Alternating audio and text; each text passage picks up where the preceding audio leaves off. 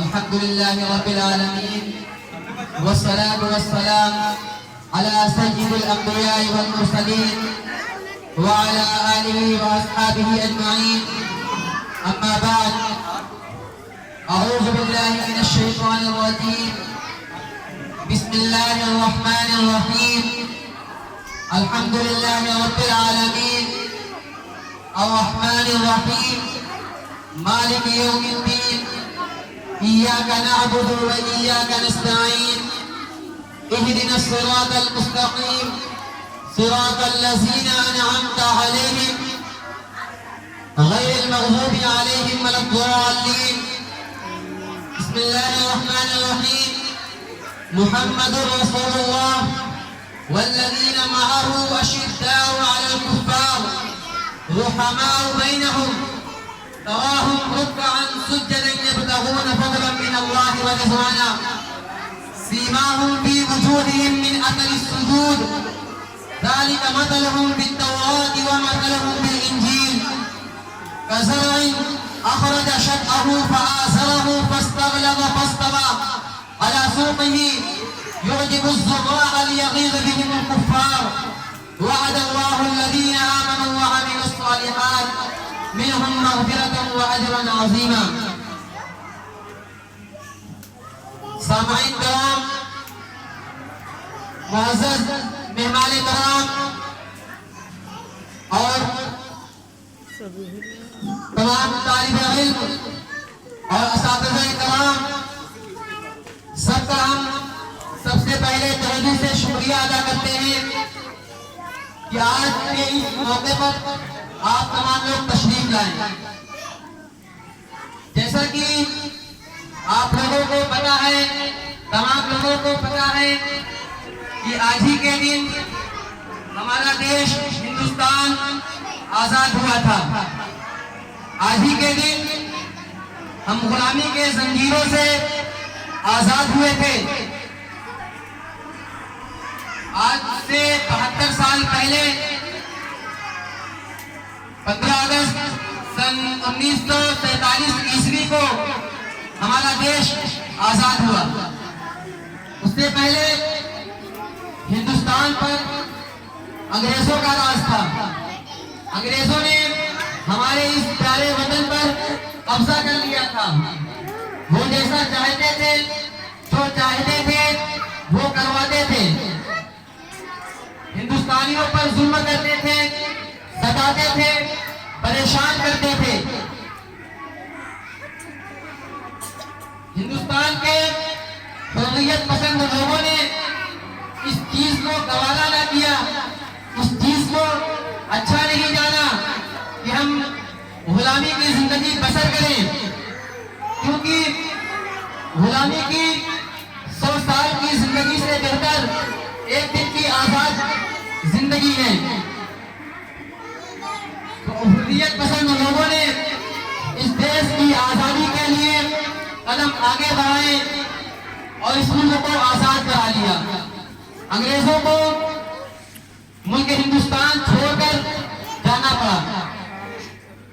सामाईन कराम, हाज़रीन मजलिस, जब 15 अगस्त का सूरज तुलू होता है तो उसकी किरणों की सुनहरी जालियों में, उसकी किरणों की सुनहरी चादर में लिपटी हुई तारीख होती है, जिसके बाप बाप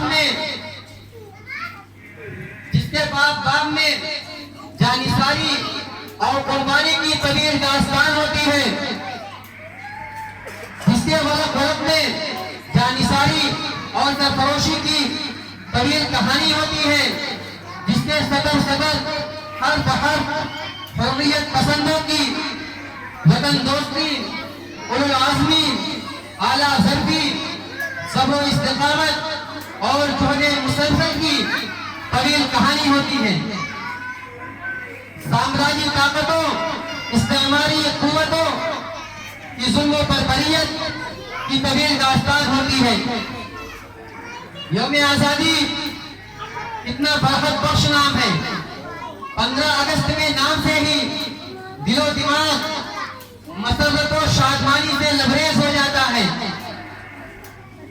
कैफो निशात से दिल झूम उठता है कि आज हम आजाद हिंदुस्तान के आजाद शहरी हैं।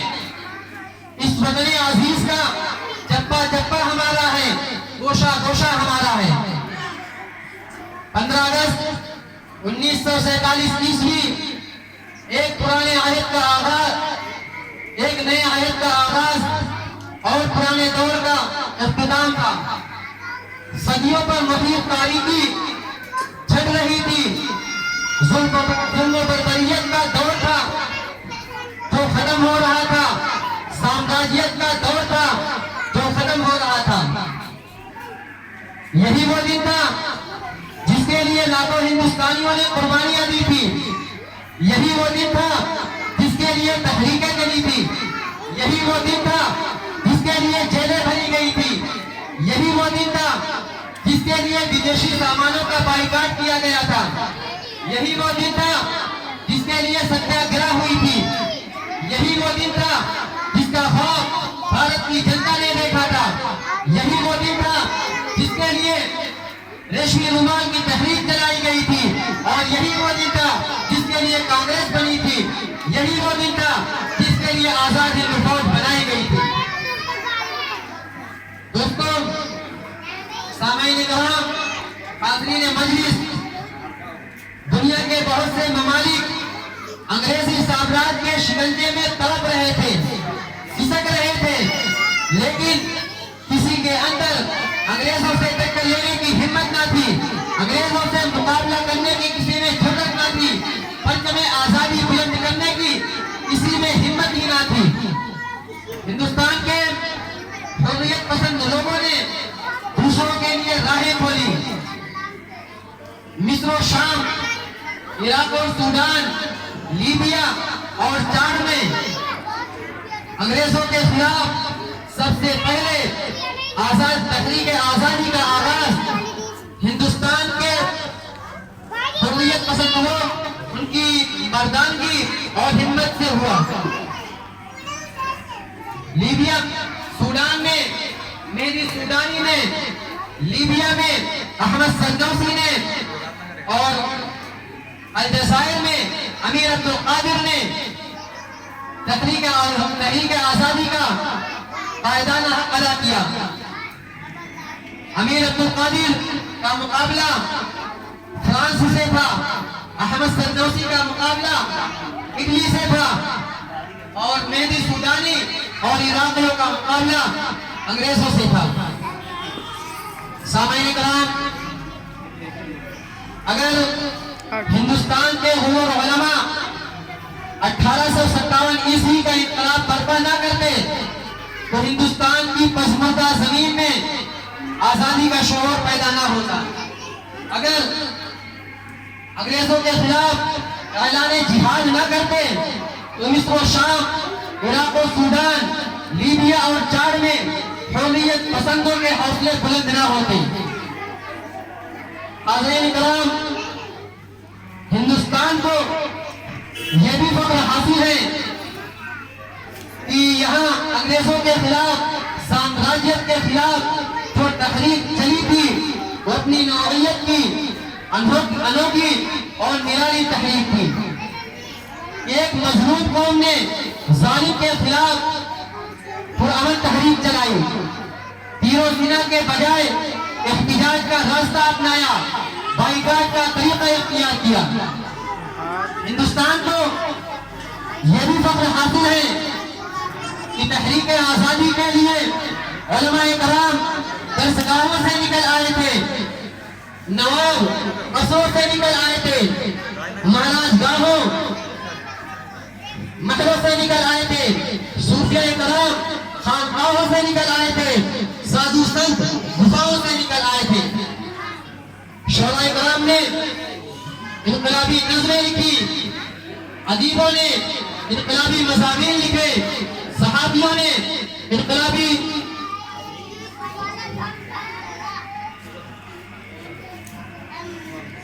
हाज़रीन किराम जो शोराए किराम थे उन्होंने इनकलाबी नज़में भी लिखी थी और जो खतीब थे उन्होंने इनकलाबी तक़रीरें की थी। औरतों ने सत्याग्रह में हिस्सा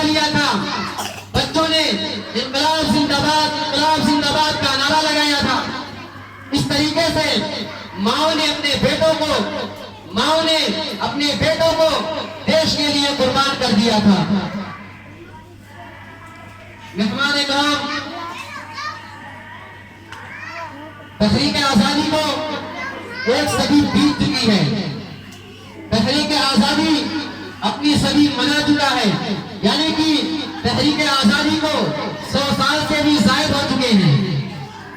लेकिन जरा गौर करिए, सोचिए कि तहरीक आजादी के लिए कदम आगे बढ़ाने वाले, सीने पर गोलियां खाने वाले, इनकलाब जिंदाबाद का नारा लगाने वाले मुसलमान थे। तहरीक आजादी की बुनियाद डालने वाले मुसलमान थे। क्या तारीख शामली का मैदान भूल सकती है? क्या तारीख रेशमी रुमाल की तहरीक को फरामोश कर सकती है? तहरीक आजादी के मीर कारवां मौलाना महमूद हसन देवबंदी ने अपने शागिर्दों की पूरी फौज को मैदान में उतार दिया था। जमियत उलमाए हिंद ने उलमाए कलाम को और मुफक्किरीन को आयत का जत्था बनाकर मैदान में उतार दिया था। अगर एक जानिब महात्मा गांधी थे, सरोजिनी नायडू थी, मोतीलाल नेहरू थे, जवाहरलाल नेहरू थे, राजेंद्र प्रसाद थे, सुभाष चंद्र बोस थे, गोपालचार्य थे, लाल बहादुर शास्त्री थे, तो दूसरी तरफ शेखुल हिंद थे, शेखुल इस्लाम थे, मौलाना अबुल कलाम आजाद थे, मोहम्मद अली जौहर थे, शौकत अली गौहर थे, सैफुल्लाह थे, मोहम्मद मुख्तार अंसारी थे, और मुस्लिम लीग की तरफ से मोहम्मद अली जिन्ना थे, लियाकत अली खान थे, और भी दूसरे कायद मौजूद थे। शोहराए कलाम में से जोश वली आबादी भी मौजूद थे, अल्लामा इकबाल भी मौजूद थे, और भी दूसरे शोहराए कलाम मौजूद थे। सामईन किराम, मैं तहरीक आजादी की गहराई में नहीं जाना चाहता, जलियांवाला बाग की पूरी दास्तान नहीं सुनाना चाहता। बस इतना कहना चाहता हूं कि यौम आजादी बहुत ही मशक्कत के बाद मिला। यौम आजादी बहुत ही शहादतों के बाद हमें मिला है। लहू का नजराना पेश करने वाले मुसलमान थे, इनकलाब जिंदाबाद का नारा लगाने वाले मुसलमान थे।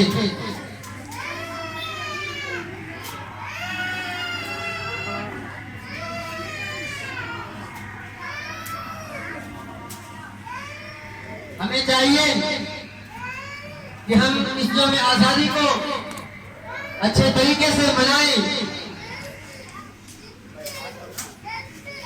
मुसलमानों ने इस देश को आजाद करने के लिए बहुत सी तकलीफें उठाई हैं।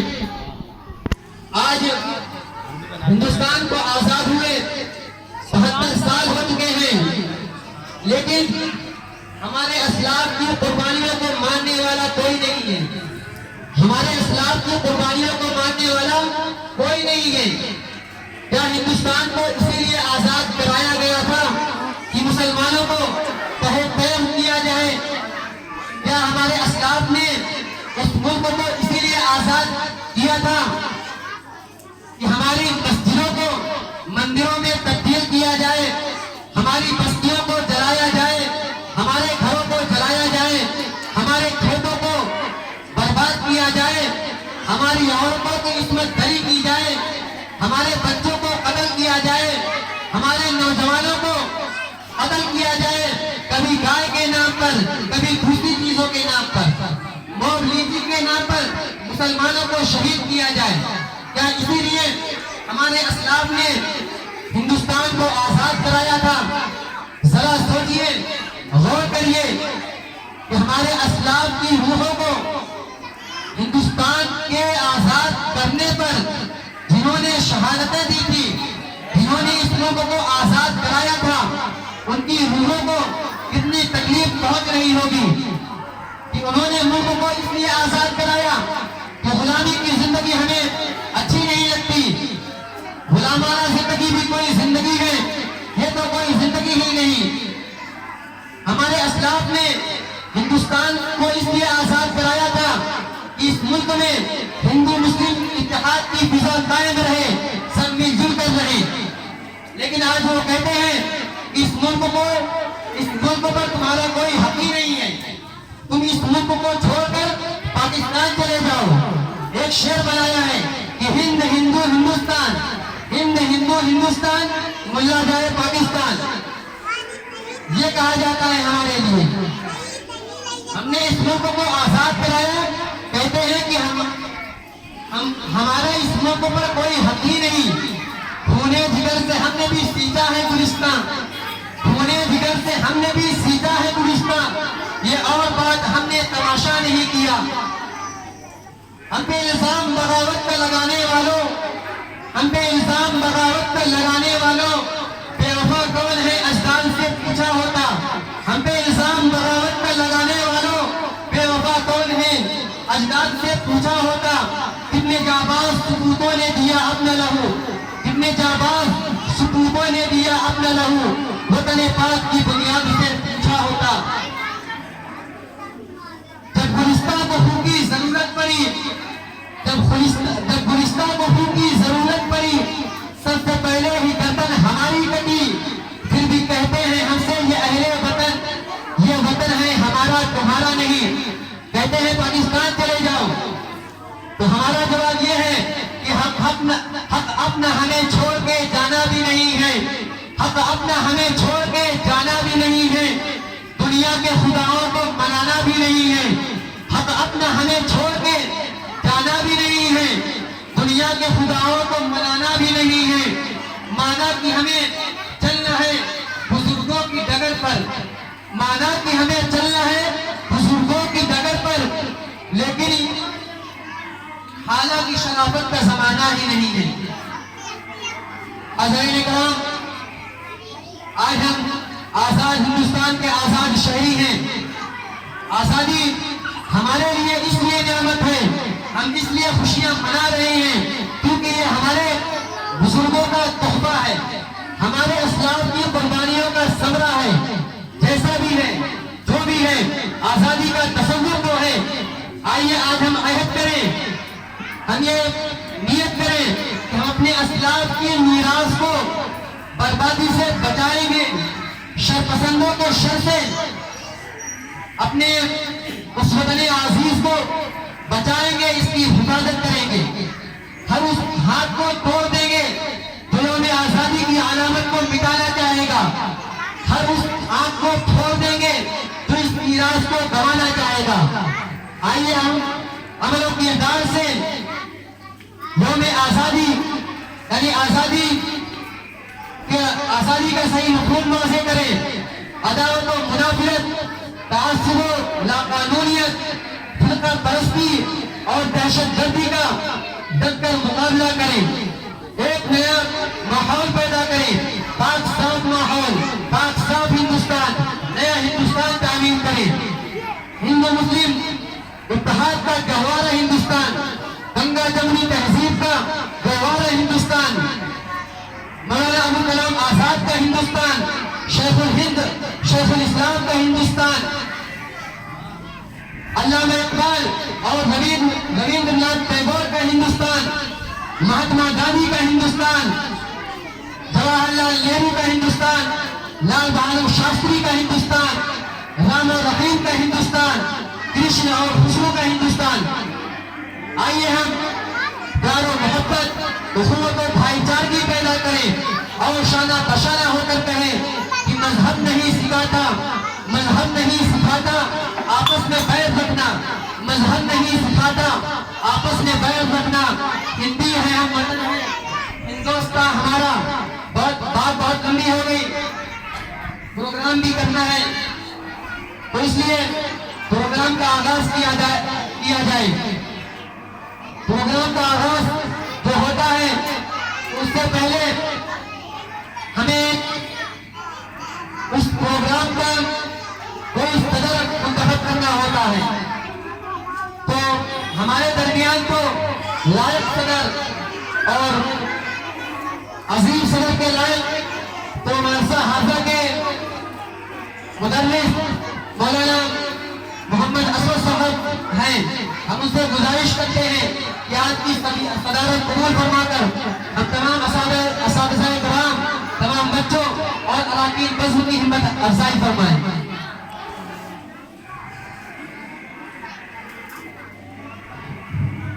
अब सबसे पहले हम इस प्रोग्राम का आगाज तिलावत कलाम पाक से करते हैं, क्योंकि यही एक ऐसा कलाम है जिसके अंदर रद्दो बदल नहीं हुई है।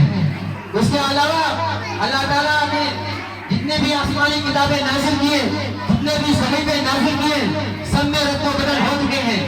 चाहे तौरात का नाम ले लीजिए, चाहे ज़बूर का नाम ले लीजिए, चाहे इंजील का नाम ले लीजिए, सब में तहरीफ हो चुकी है। कुरान मजीद एक ऐसी आसमानी किताब है जिसमें तहरीफ और तब्दीली नहीं हुई है, क्योंकि अल्लाह ताला ने इसकी हिफाजत का जिम्मा खुद अपने जिम्मे ले लिया है। इन्ना अंज़लना